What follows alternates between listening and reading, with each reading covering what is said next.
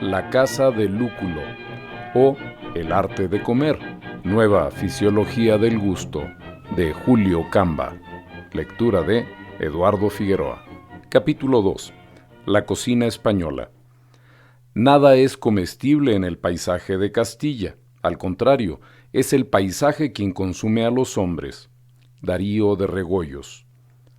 Para conocer el arte culinario de la Edad de Piedra no hay más que visitar a los pastores de las sierras españolas. Keyserling. El ajo. La cocina española está llena de ajo y de preocupaciones religiosas. El ajo mismo, yo no estoy completamente seguro de que no sea una preocupación religiosa y, por lo más, creo que es una superstición. Las mujeres de mi tierra natal suelen llevarlo en la faltriquera para espantar a las brujas, y sólo cuando el bulbo liláceo ha perdido su virtud mágica en fuerza de rozarse con la calderilla, se deciden a echarlo en la cazuela. Es decir, que el ajo lo mismo sirve para espantar brujas que para espantar extranjeros. También sirve para darle al viandante gato por liebre en las hosterías, y aquí quisiera ver yo a los famosos catadores de la corte del rey Sol, que al comer un muslo de faisán, averiguaban por la fineza de la carne si aquel muslo correspondía a la pata que el faisán replegaba para dormirse o a la otra. Una de nuestras mayores hazañas culinarias la hemos realizado en la ciudad de Olvera, al hacerle tomar estofado de burro a un destacamento bonapartista, pero no nos envanezcamos excesivamente. Aderezado con ajo, todo sabe a ajo.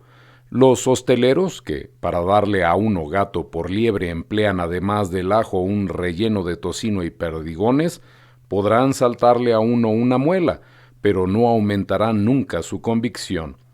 No digo que solo en España se utilice el ajo como condimento, todo el Mediterráneo trasciende a ajo, y aún dentro de la misma Francia, país de una cocina tan refinada, los marselleses hablan con un acento que, en su 50%, no tiene nada que ver con la prosodia, sino que es únicamente olor de ajos. Es en España, sin embargo, donde el ajo ha tomado verdadera carta de naturaleza y, acostumbrado a su sabor, el español encuentra insípidas todas las comidas que no lo contienen. Del cíclope al golpe, ¿qué pueden las risas de Grecia?, preguntaba el poeta. ¿Qué puede la trufa?, pregunto yo a mi vez, en el país del ajo. Los españoles nos cauterizamos con ajo el paladar, así como los yanquis se lo cauterizan con alcoholes helados y contradictorios. Véase el capítulo sobre las bebidas americanas. Y si nuestras cocineras son tan aficionadas al ajo, no es porque este condimento les sirva para hacer una buena comida, sino al contrario, porque les sirve para no tener que hacerla. Está, no obstante, muy lejos de mí el propósito de negar todas las excelencias del ajo. Utilizado hábilmente, el ajo puede servir, por ejemplo, para neutralizar el olor a lana del carnero, olor que, en un jigote, viene a ser algo así como lo que sería en un traje el sabor a asado. Tampoco opino que se deba prescindir del ajo en las sopas de ajo, aunque hay por ahí quien presume de fumar tabaco desnicotizado y de tomar café sin cafeína. Lo único que digo es que el ajo es un arma de dos filos con la que se puede hacer pasable un alimento mediocre y con la que se puede destruir un manjar de primera clase. Los prejuicios. Pero no todo es ajo, aunque así lo parezca en la cocina española. Además del ajo, nuestra cocina tiene, como he dicho, muchas preocupaciones religiosas y algunas de ellas saben bastante bien. El cerdo, por ejemplo, no solo es útil para que los cristianos viejos se distingan al comerlo de los moros y los judíos convertidos, pero no habituados. Véase el capítulo sobre el cerdo, sino que constituye al mismo tiempo un manjar de lo más sabroso. Menos estimación me inspiran ya los potajes cuaresmales y mucha menos aún esas meriendas de promiscuidad que suelen organizar en la bombilla nuestros librepensadores. En cuanto al pescado de los viernes, me parece muy bien cuando efectivamente es de los viernes, pero en el interior de Castilla suele ser de los lunes o los martes de la semana anterior. De aquí la popularidad obtenida en España por esas momias pisiformes que llamamos bacalaos y que, al decir de los comerciantes, proceden de Escocia y de Noruega, aunque más bien parecen extraídas a las tumbas faraónicas en unión de la mojama, los cacahuetes, los garbanzos torrados y demás alimentos fósiles. El bacalao curado es al bacalao fresco lo que el árbol frondoso al árido carbón de piedra. Su verdadero puesto estaría en los museos de historia natural, junto a los vestigios de otras especies animales ya desaparecidas, pero la fe lo ha impuesto en nuestros comedores a tal punto que ya no importa el que un pueblo tenga o no tenga pesca fresca para que lo coma, sino que tenga o haya tenido sentimientos religiosos. Bilbao, por ejemplo, ha hecho un verdadero arte de la preparación del bacalao, y este pez vestigio que procede de la eternidad suele triunfar en los chacolís bilbaínos sobre las sabrosas merluzas y los deliciosos lenguados del Cantábrico. Lo que se ignora generalmente es que, a fin de que los españoles podamos comer bacalao los viernes, manteniendo íntegras así las prácticas de nuestra religión, los pobres noruegos tienen que quebrantar las de la suya, cogiendo cada sábado unas borracheras terribles. Noruega, en efecto, había adaptado la ley seca, pero en el año 21 España lo obligó a comprarle 5,000 hectolitros de vino. O Noruega compraba nuestro vino, o nosotros renunciábamos a su bacalao. Tales eran, claro que expuestas de una manera más diplomática, lo que cierto maestro de periodistas llamaría los dos dilemas que la España católica presentó a la Noruega luterana. Origen religioso de todas las comidas. En realidad, todas las cocinas han tenido un origen religioso, y el más modesto matarife de los que aquí o en Chicago, y directa o indirectamente abaten reses para nuestro consumo, desciende en línea recta de aquellos grandes sacerdotes que se las sacrificaban a la divinidad. Durante mucho tiempo, los antiguos germanos estuvieron sacrificando caballos en honor de su dios Odín, porque el caballo era en su concepto el más noble de todos los animales. Gregorio III prohibió un día estos sacrificios en nombre de la religión católica, y de aquí la aversión que actualmente nos inspira a todos la hipofagia. Es una aversión de carácter evidentemente religioso, como la que el moro y el judío sienten por la carne de cerdo. Los chinos no participan de ella, y sus asados de caballo cebón siguen constituyendo la delicia de los mandarines. Por lo que respecta a la degollación de vacas y bueyes, todavía hoy es un rabino de luengas barbas quien la ejecuta en Berlín para los hijos de Israel, pronunciando estas palabras de ofrenda al tiempo de levantar la cuchilla: «Sea este sacrificio hecho por mí a fin de obtener tu bendición, oh Dios Rey del mundo». Geografía culinaria. En un libro tan serio como este, no podríamos por menos de localizar la cocina española dentro de sus límites religiosos, pero su localización principal es, sin embargo, la localización geográfica. Tierra de sol en sus 4/5 partes, España tiene más olivares que prados, y donde no hay buenos prados no hay buena cocina, porque la gran base culinaria es sencillamente la hierba. Claro que yo no voy a recomendarle a nadie el uso de la hierba como comestible, aunque en algunos casos la recomendación estaría indicadísima, pero hay unas máquinas naturales, llamadas bueyes y vacas, que transforman la hierba en carne y en leche, permitiéndonos a nosotros transformar esto en crema, nata, queso y mantequilla, y aquella en asados, cocidos, fritos, emparrillados, etc. A cualquiera se le ocurre que, dado el estrecho parentesco de la carne con la mantequilla ha de acompañar la carne mejor que el aceite. En un plato de carne, la mantequilla es como una restitución de las sustancias perdidas, mientras que el aceite no puede ser nunca más que una sustitución. No hablo, claro está, del aceite y la mantequilla considerados como excipientes para freír, caso en el cual no deben dejarle a la carne sustancia ninguna, sino como elementos complementarios de la primera materia. En este sentido, la superioridad de la mantequilla me parece evidente, y si alguien me dice que sobre gustos no hay nada escrito, yo le contestaré que, por eso mismo, ya es hora de que se vaya escribiendo algo. Cualquiera que nos oiga hablar creerá que los españoles cocinamos con aceite porque lo preferimos a la mantequilla, y lo que ocurre es, al contrario, que lo preferimos a la mantequilla porque, obligados a cocinar con él desde el tiempo inmemorial, hemos acabado por habituarnos a su uso. El gusto no es aquí más que una acomodación a las circunstancias, y el caso de España se repite en todas las orillas del Mediterráneo, donde, si los hombres son bajos de estatura, es, a lo que parece, por falta de vitamina A. El aceite de oliva, en efecto, carece de estas vitaminas, indispensables para el hombre en la época de su crecimiento, y el de hígado de bacalao no ha pasado todavía entre nosotros, ni es probable que llegue a pasar nunca, del terreno de la farmacopea a los dominios de la cocina. Hay también muchas vitaminas A en el huevo y en el tomate, y gracias al tomate, especialmente, que se usa tanto en toda la cocina mediterránea, es como podemos dar la talla cuando la patria necesita de nuestros servicios. Pero si aspiramos a una estatura algo más elevada, no tenemos más que 2 medios para conseguirla: comer con mantequilla, al modo de los ingleses, o con aceite de hígado de bacalao, a la manera de los rusos.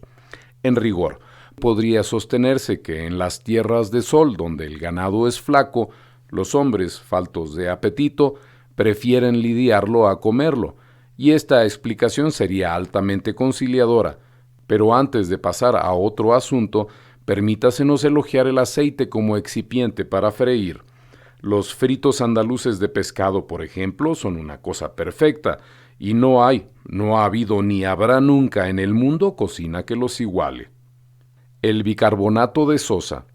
Decía Richard Ford que nuestra cocina al ajo y al aceite con sus aditamentos de azafrán, pimentón, etc., es una cocina puramente oriental, pero desde los tiempos de Ford a nuestros días la hemos occidentalizado mucho, y hoy su verdadera base la constituye el bicarbonato de sosa. En ningún país más que España he visto yo que se ponga el bicarbonato a disposición del público en los cafés y casas de comida como se pone el azúcar o la sal. Fuera de aquí, la hiperclorhidria se considera un accidente y no una consecuencia normal del acto de comer, y cuando un español pide bicarbonato en un restaurante de París o de Londres, los camareros se quedan tan asombrados como si se les pidiera insulina o tintura de yodo.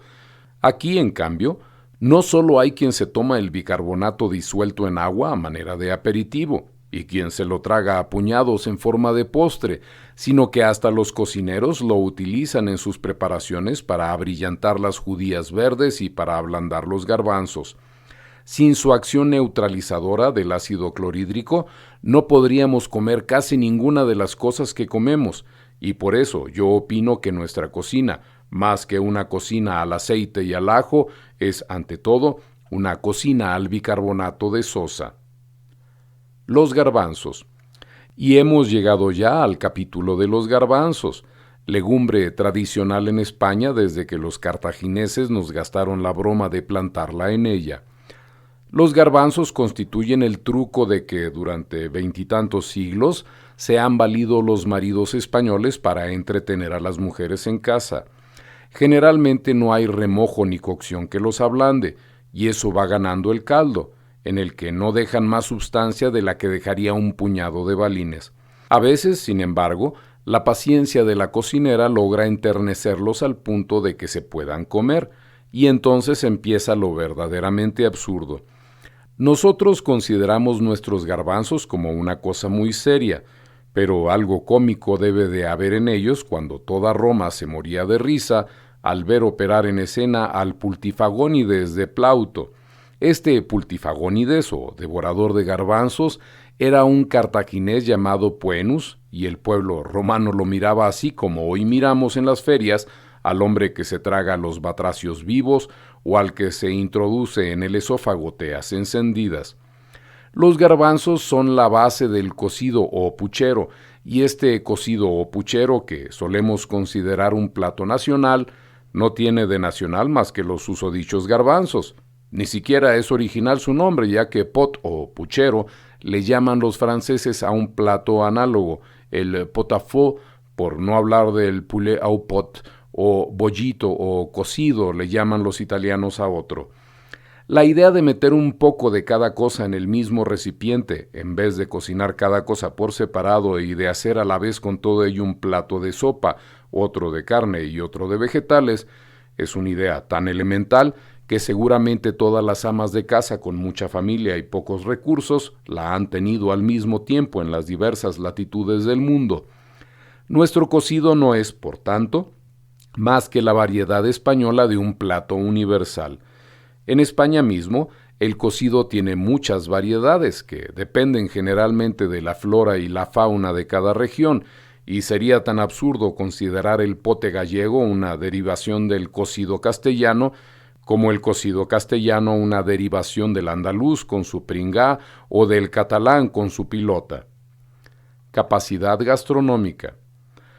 Mi propósito no era hablar en este estudio de ningún plato determinado, sino de los principios generales que informan la cocina española, y si hice una excepción a favor del cocido, a favor y en contra, fue por hacer carácter de síntesis nacional que le atribuyen algunos a este plato. Volvamos, pues, a los principios generales. En mi sentir, la cocina española está todavía a merced del aire y del sol, de las olas y de los vientos. Todo lo que nos da la naturaleza es excelente, todo lo que necesita nuestro cuidado suele ser deplorable. Tenemos legumbres riquísimas y fruta deliciosa, caza abundante como pocos países y pesca variada como ninguna. Las liebres españolas, sin embargo, se mueren de viejas, dice Alejandro Dumas, viendo cómo los hombres se comen a los conejos. Y aunque estos simpáticos roedores cuya efigie aparece ya en nuestras primitivas monedas ibéricas suelen ser bastante apetitosos, hay que poner a cada cosa en el lugar que le corresponda. En cuanto a la pesca, de toda la que recogemos en nuestros mares, apenas si llega a Madrid una media docena de especies. El rodaballo, por ejemplo, pez ya ilustre en la antigüedad romana, es casi desconocido en Madrid. Igual le ocurre también a la sarda o caballa, de tan fuerte sabor marino, y es verdad que este pescado se descompone fácilmente, pero la raya, en cambio, no puede comerse fresca por la excesiva dureza de su carne, y tampoco la encontramos nunca en nuestras pescaderías a pesar de su excelencia y de su baratura. Indudablemente, este Madrid, que si no se ha alejado más de nuestras costas septentrionales ha sido para acercarse menos a las meridionales y que si no ha huido a mayor distancia del Mediterráneo fue para no caer en el Atlántico, este Madrid que odia el mar constituye a la vez una mala capital política y una pésima capital gastronómica. La capital gastronómica de España debería estar en la costa y, especialmente, en una costa norteña, porque es del norte de donde le viene al mundo el apetito. Ya a Bilbao, con su tridente, amenaza el cetro de Madrid. Madrid podría defender aún su capitalidad gastronómica, sin la cual no hay ninguna otra capitalidad posible, unificando en una cocina general las diversas cocinas regionales, pero para esto se necesitaría que los madrileños tuviesen, como los parisienses, una escuela culinaria propia, y carecen de ella. La cocina vasca lucha en Madrid directamente con la cocina levantina, la andaluza, la gallego-asturiana, etc. Pero Madrid no interviene en la lucha, la observa pasivamente y se va luego con el vencedor. No hay, por tanto, dirección en la cocina española. No hay una capital que inspire a las regiones ni que recoja, por lo menos, las inspiraciones regionales. De vez en cuando, en un lado cualquiera de España, surge un producto maravilloso y de inconfundible originalidad. El jamón serrano, por ejemplo. «Ces jambons sont un parfum si admirable», dice el duque de Saint-Simon. «Un goût si relevé et si vivifiant quand est surprise». Sin embargo, estos brotes aislados, por óptimos que sean, no bastan para construir una verdadera cocina. Al descubrir, conquistar y colonizar América, España ha renovado con aportaciones insospechadas toda la cocina del mundo antiguo. Sin nosotros, los franceses no podrían ahora saborear su dindon à coque d'Inde, gallo de India, ni los italianos su famosa polenta. Sin nosotros no habría en ninguna parte chocolate para el clérigo ni tabaco para el seglar, y, lo que completa nuestra obra, sin nosotros tampoco podría hoy nadie tomarse un pollo en toda América, desde el Atlántico al Pacífico y desde el estrecho de Bering al de Magallanes. Hemos renovado, pues, toda la cocina del mundo antiguo y hemos introducido gran acopio de elementos clásicos en la del mundo moderno, pero mientras nos ocupábamos de ambas cocinas, descuidábamos completamente la nuestra, y a la hora actual seguimos todavía atiborrándonos con el puls púnica o garbanzo cartaginés.